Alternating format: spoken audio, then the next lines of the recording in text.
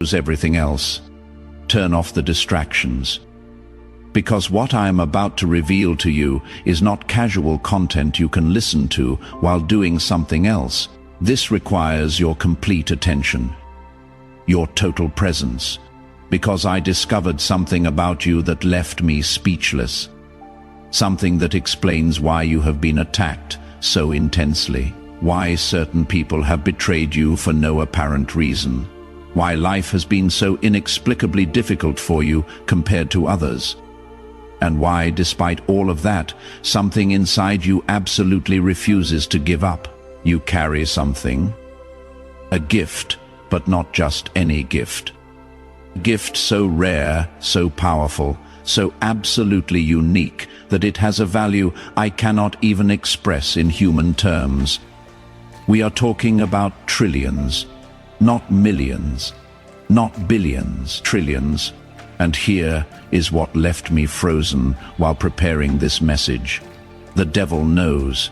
He has known about your gift since before you were born, and he has been trying to buy it your entire life. Subscribe to this channel right now and turn on all notifications, because what I am going to reveal about this forbidden gift, why it has incalculable value, and the specific offers the enemy has been making you without you realizing, will permanently change how you understand every temptation, every shortcut, and every suspiciously convenient offer that has appeared in your path. Stay until the end, because I am going to show you exactly what your gift is, why the devil cannot steal it and can only try to buy it, and how you have been rejecting his offers without even knowing you were in a negotiation.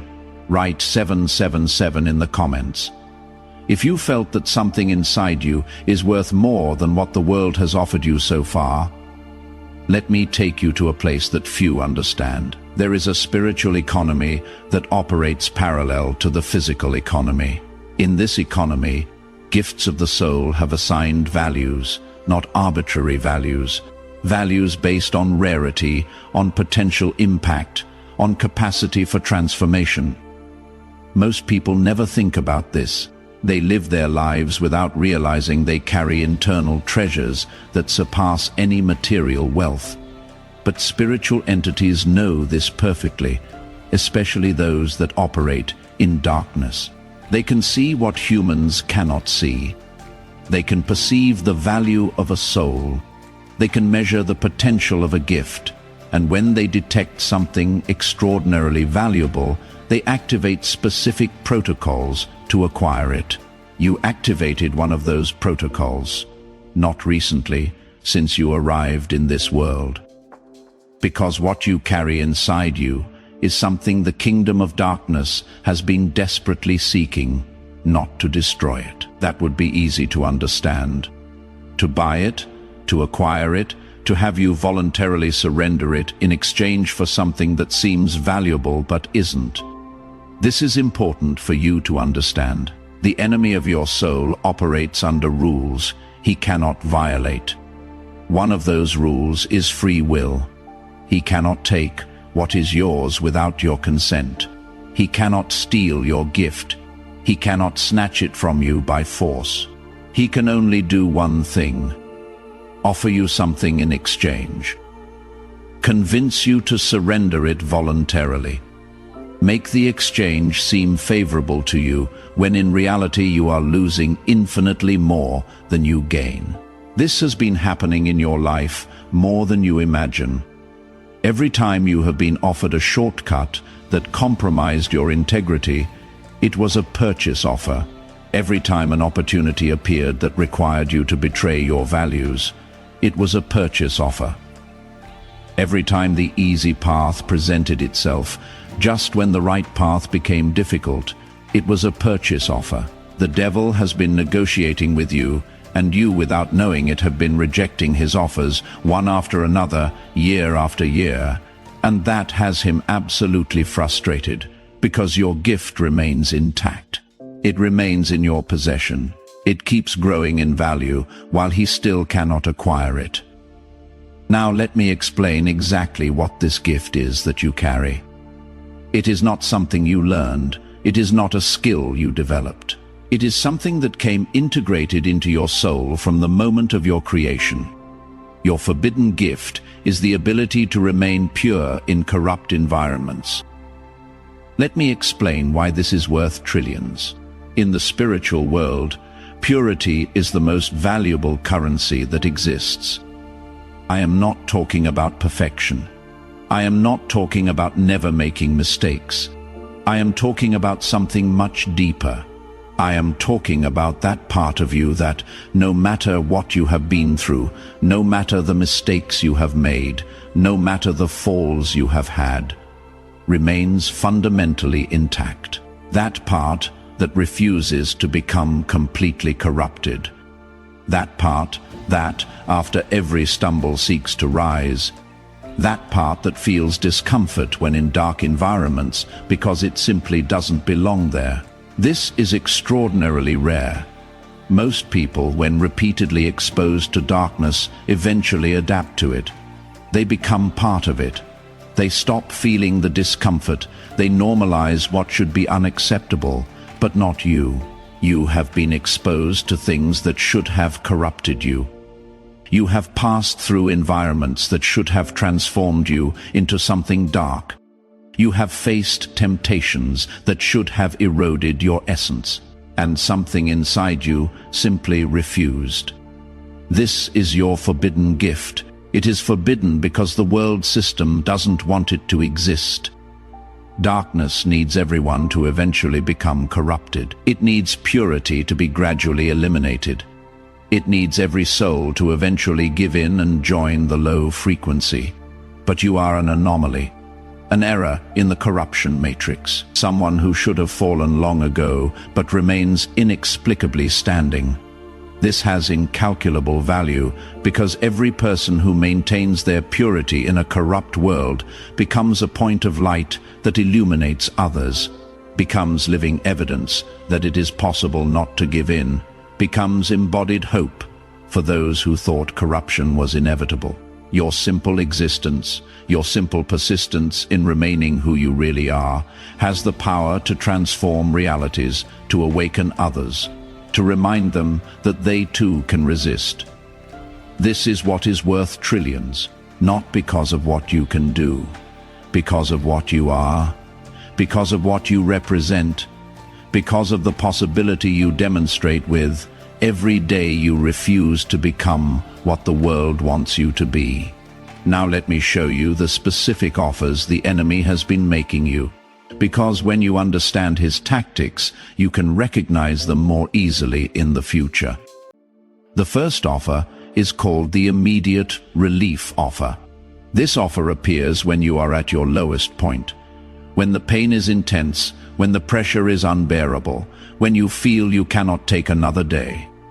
At that exact moment, an exit appears, but that exit has a price. It requires you to compromise something of your essence, to accept something that goes against your values, to take a shortcut that moves you away from who you really are. The offer says, I can take away this pain right now. You just need to do this. And what you need to do always involves surrendering a part of your gift. Your integrity, your authenticity, your purity. Think about the times this has happened in your life. Moments of desperation where a solution appeared that seemed too good. An opportunity that would solve everything. A person offering exactly what you needed, but something didn't feel right. Something inside you doubted even though your logical mind couldn't find reasons to doubt. And eventually, that offer revealed its true nature. It turned out to be something different from what it promised. It had hidden costs. It would have required sacrifices that weren't worth it. Those moments were purchase offers, and your instinctive rejection was your gift protecting you. The second offer is called the belonging offer. This one is particularly effective with chosen ones, because chosen ones frequently feel alone, misunderstood, like they don't belong anywhere. And that loneliness hurts. That feeling of being different, of not fitting in, of being perpetually on the outside looking in. is exhausting. Then the offer appears, a group that accepts you. People who seem to understand you, a place where you could finally belong. But to belong, you need to adapt. You need to change certain things about yourself. You need to abandon certain values that make you different. You need to dim certain parts of your light so you don't make others uncomfortable. This is a purchase offer disguised as community. The entry price is a portion of your authenticity. And once you start paying, the debt only grows. Think about the times you have been asked to be less yourself to be accepted, to hide your light so you don't stand out, to silence your truth so you don't make others uncomfortable, to abandon your path to follow that of others. Those were purchase offers. And here is what is beautiful. You rejected them. Maybe not consciously. Maybe you didn't know you were in a spiritual negotiation. But something inside you simply couldn't do it. Something inside you preferred the loneliness of being authentic to the false company of being someone you are not. That something is your gift operating, protecting you, keeping you whole, even when you yourself didn't understand why you couldn't just give in like everyone else. The third offer is called the recognition offer. This one is especially tempting for chosen ones who have been ignored, belittled, or made invisible. After years of not being seen for who you really are, after having your value constantly questioned, after giving so much and receiving so little recognition, someone or something appears that finally sees your greatness, that finally recognizes your value, that finally offers you the recognition you have deserved your whole life. But there is a condition. To receive that recognition, you need to use it in a certain way. You need to direct your gift toward purposes that aren't really yours. You need to shine, but under terms that someone else establishes. This is the most subtle offer because it doesn't seem bad. It seems like finally receiving what you deserve. But the price is your autonomy, your freedom to use your gift as your soul knows it should be used. For those who want to go deeper into how to protect their gift from these offers, there is exclusive material in the description and pinned comment that costs less than a pizza and comes with a complete audiobook, plus a 5-minute meditation guide as a bonus. Now, let me explain why the devil cannot simply steal your gift, because this is the part that changes everything. Free will is a universal law that not even the enemy can violate. It was established from the beginning of creation, and although he hates this law with every fiber of his fallen being, he cannot evade it. Your gift was given to you. It is yours. It belongs to you by divine right, and only you can decide what to do with it. No one can take it from you without your consent. No one can snatch it against your will. No one can force you to surrender it. That is why the enemy is limited to persuasion tactics, to offers, to temptations, to making the exchange seem favorable. But the final decision is always, always, always yours. And this infuriates him, because he has been throwing his best offers at you for years. He has used moments of weakness. He has taken advantage of seasons of desperation. He has employed people who seem trustworthy. He has created circumstances that seem to leave you no other option, and you kept saying no. Maybe not with words, maybe not consciously, but something inside you kept rejecting every offer, kept choosing integrity over relief, kept preferring the difficult path to the corrupt shortcut, kept staying faithful to something you couldn't even name but knew was valuable. That something was your forbidden gift, operating silently, protecting you from sales you would have regretted eternally. Now let me give you the evidence that this has been happening in your life.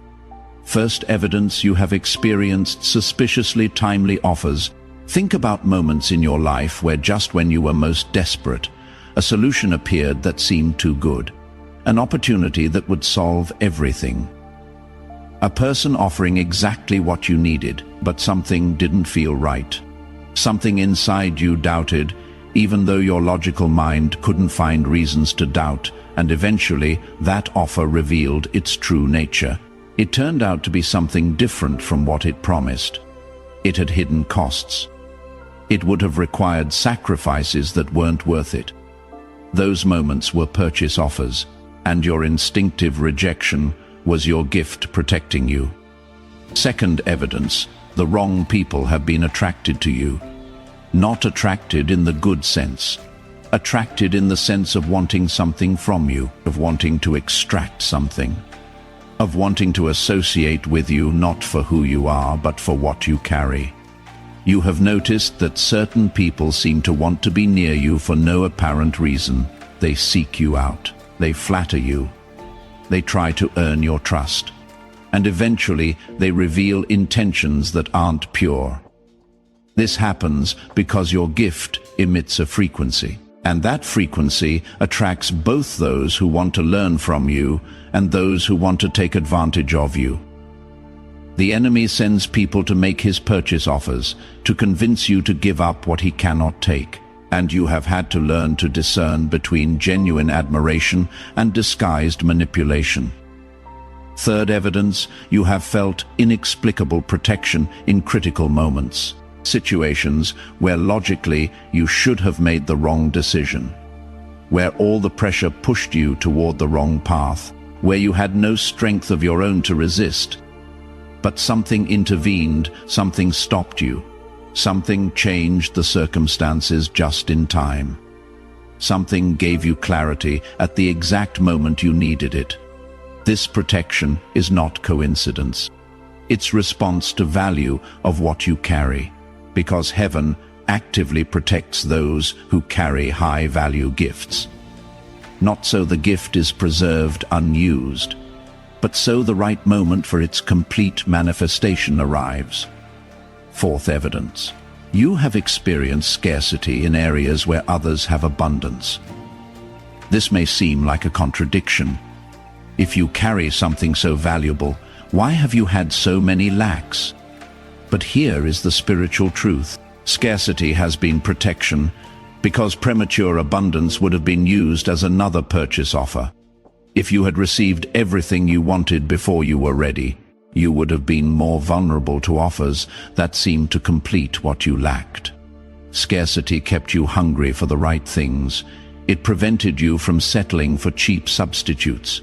It forced you to seek something real instead of accepting imitations. Scarcity was a form of protection for your gift. Uncomfortable, yes.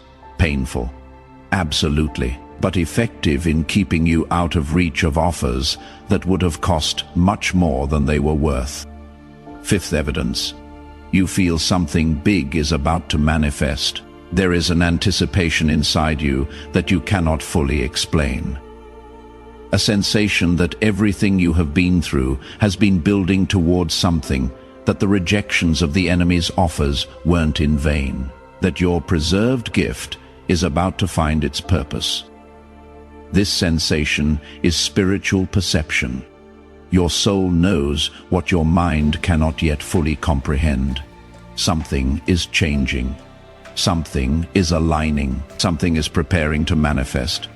And everything is connected to the gift you have protected without knowing you were protecting it. Now let me tell you what happens when the devil fails to buy a gift, because this is what is happening in your case. After years of rejected offers, something changes in the enemy's strategy. Not because he gives up. He doesn't give up. But because he recognizes that certain souls aren't going to sell, no matter what he offers. No matter how attractive he makes the exchange. No matter how desperate the situation is, some souls simply aren't for sale, and you are one of them. When this reality is confirmed in spiritual records, when it is documented that a soul has consistently rejected every purchase offer, something different activates. The focus shifts from acquisition to containment. If they cannot buy you, at least they will try to limit you. If they cannot acquire your gift, at least they will try to prevent you from using it. If they cannot have you on their side, at least they will try to neutralize you. This is the phase you have been in. Attacks designed not to make you sell, but to keep you so busy surviving that you cannot manifest what you carry. Constant problems that drain your energy, distractions that consume your attention, situations that keep you in survival mode instead of purpose mode. But here is what the enemy didn't calculate: that the same resistance that made you reject his offers also makes you impossible to contain permanently. That the same gift you protected now protects you, that the purity you preserved in times of corruption now becomes power that cannot be limited. You are entering a new phase. The phase where your gift stops being just something you protect and becomes something you actively use. And the enemy knows it. That is why recent attacks have been more intense. That is why circumstances have been more difficult. That is why you have felt more pressure than ever. It is the last containment attempt before your gift manifests in its fullness. But it is already too late to stop it. What is coming toward you cannot be blocked. The rejections you made, the offers you declined, the exchanges you refused to make, all of that accumulated something, spiritual credit. And that credit is about to become tangible manifestation. Let me explain how this works.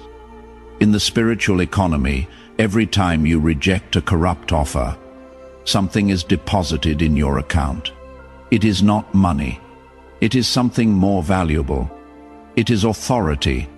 It is influence. It is capacity for impact.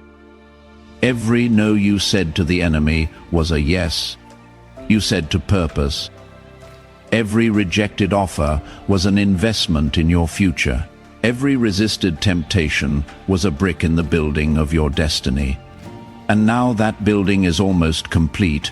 The pieces are in place. The moment is arriving.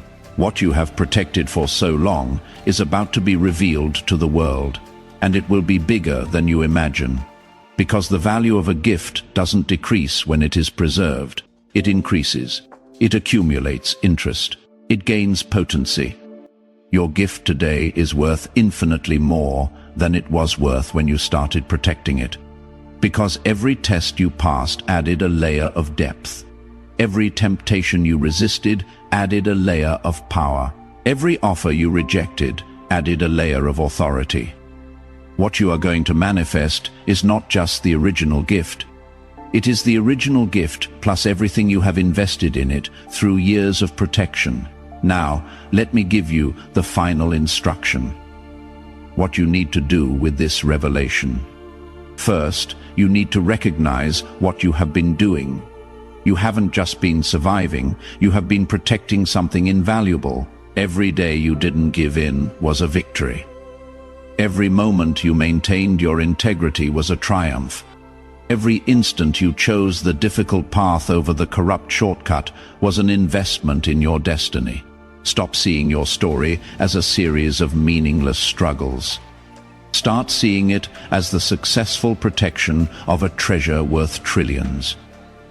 Second, you need to prepare for manifestation. What you have protected is ready to be used. But using it requires intention, requires consciousness, requires you to stop just protecting and start projecting. Your gift of remaining pure in corrupt environments isn't just for you. It is to illuminate others. It is to demonstrate that it is possible. It is to give hope to those who believe corruption is inevitable. Start looking for opportunities to be light where there is darkness. Not in a forced way, in a natural way. Simply being who you are in places where who you are is exactly what is needed. Third, you need to be alert to the final offers, because they will come. When the enemy feels he is losing, he makes final offers more attractive than all the previous ones. Offers designed to make you question if it was really worth rejecting everything before. Don't give in now, not after everything you have protected, not when you are so close to complete manifestation. The next offers will be the most seductive of your life, but they will also be the last. Resist them, and you will have crossed a threshold that can no longer be reversed. Now, let me share with you what was recorded about your case. When a soul consistently rejects the enemy's offers, that is documented. A special note is added to that person's spiritual file. Your note says something you need to hear. It says this soul has demonstrated incorruptibility under extreme conditions. Incorruptibility, not perfection, not absence of mistakes. Incorruptibility, the ability to remain fundamentally intact regardless of circumstances. This classification changes how you are treated by heaven, changes what kind of assignments you receive, changes what level of trust is placed in you, changes how big the doors are that open. Because heaven seeks people it can trust with important treasures, people who aren't going to sell what is entrusted to them when the right offer appears. People who have demonstrated through years of testing that their loyalty is not for sale. You are one of those people, and the assignments coming toward you will reflect that level of trust. Finally, you need to understand the message that was recorded specifically for you. Not a generic message, a message for your specific situation. It says this to you who have protected what was given to you. You have done something few achieve. You kept your essence intact in a world designed to corrupt it. You rejected offers others would have accepted without thinking. You chose temporary pain over permanent corruption. This did not go unnoticed. Every rejection was recorded, every resistance was documented. Every time you chose difficult, but right over easy but wrong, something was added to your account. That account is full now. What is coming toward you is the result of everything you invested. It is not luck. It is not coincidence. It is return on investment. Investment of integrity, investment of purity, investment of resistance. Your